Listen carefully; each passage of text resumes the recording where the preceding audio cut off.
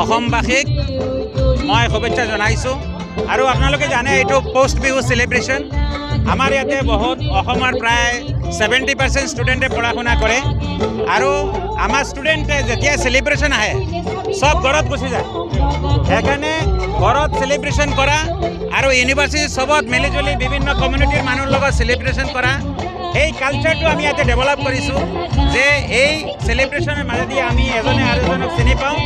আৰু আমাৰ university celebration council কৰা হৈছে।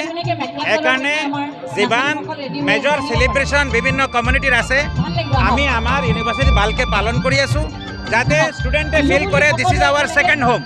বছ এইটোৱে পাৰ্পাছ। আৰু আপোনালোকক শুভেচ্ছা জনাইছোঁ আপোনালোক অহাৰ কাৰণে। আৰু মই ভাবোঁ আৰু ভৱিষ্যতে আমি আৰু ধুনীয়াকৈ পালন কৰিম। Thank you very much.